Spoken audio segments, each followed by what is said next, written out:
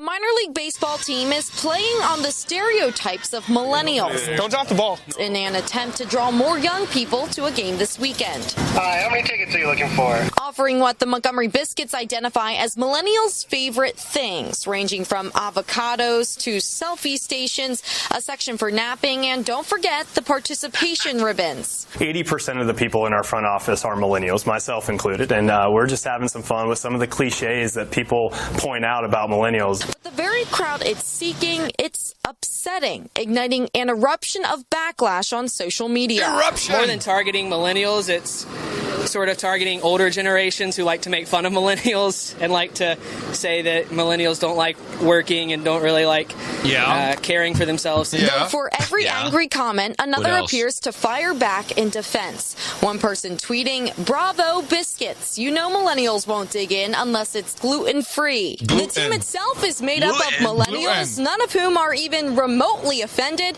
by the theme night. I don't think they meant anything sour by it or to sort of to cast a negative light on the next generation at all. I think they're trying to make light of it.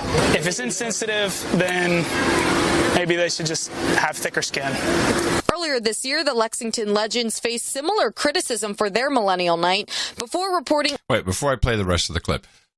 First of all, I love that the millennial reports on the millennial story, and she actually says gluten. Gluten. She can't. What is gluten. This? What did T do to everybody? The T is an important letter. Why is everyone pissed off at the T? Putin, gluten. Putin, gluten. Layer. So, to me, this was very telling, this clip, not so much as just funny, because I think it's a very funny idea. I like the humor of it. That's American humor. We're very good at it.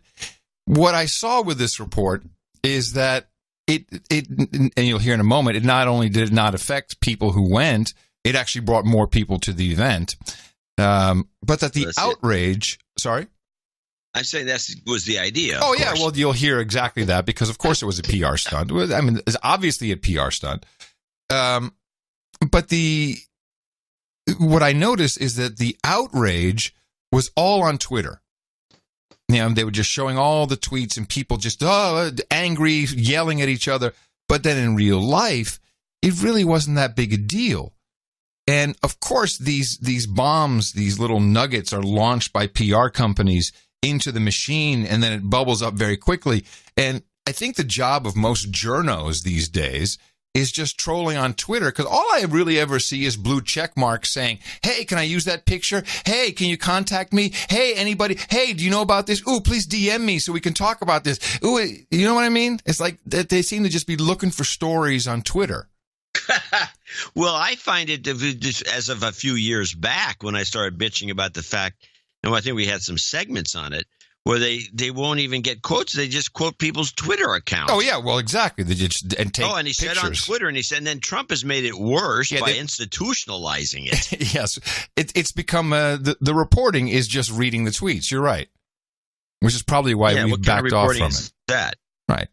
So the outrage, and you're seeing this happen in everything, and the mainstream is, I mean, you can see the flow. It's very direct. Someone starts a shitstorm. It's online. You have to do it on Twitter. That's the place. Facebag doesn't work for this. You got to do it on Twitter. It hits trending. The journos go look at it, and then they make that their news report because it's basically free content. You've got everything you want. It's written for you. You just read out the tweets.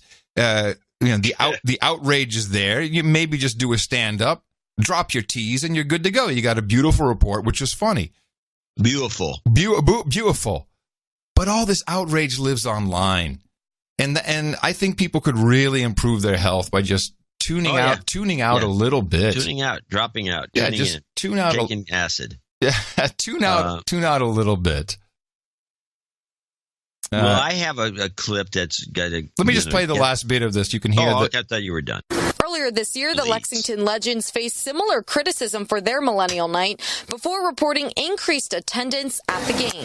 From a PR professional's perspective, they're kind of accomplishing what all of us want to accomplish, and that is people talking about your organization, not only here locally, but, I mean, it's got a lot of reach outside of our own community, outside of our state as well. Set, go!